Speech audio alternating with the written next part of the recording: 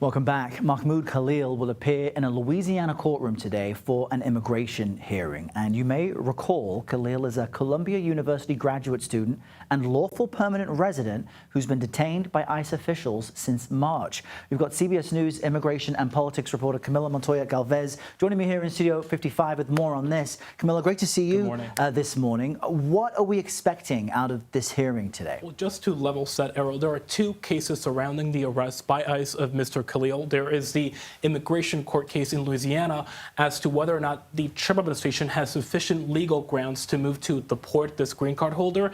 And there's the federal court case in New Jersey in which a judge is deciding whether the administration violated his freedom of speech when it moved to arrest him. That is the argument by his lawyers, that he was purely and solely arrested and detained because of his protected political speech.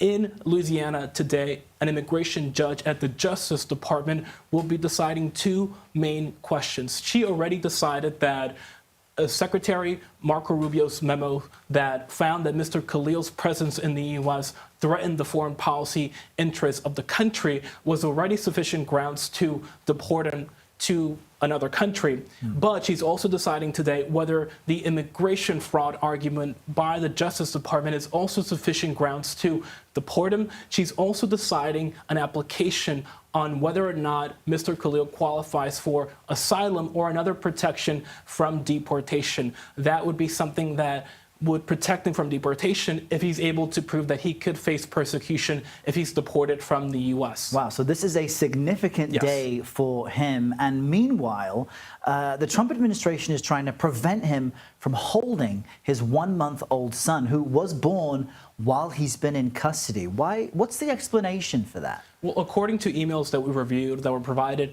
to the federal court in New Jersey, Mr. Khalil's lawyer requested that he be granted a visit by his wife and their newborn son, who obviously he was not able to see when he was born, and that they allow Mr. Khalil to hold onto his son and to have physical contact with them. But the administration is saying that there's a no contact visitation policy at that facility. Wow, and we know that for a child's growth, they say it should have skin-to-skin contact with mum and with dad. I can't imagine what that feels like for him. But Camilo, I know you'll be all across this. Thanks so much for the update. Thanks, I appreciate it.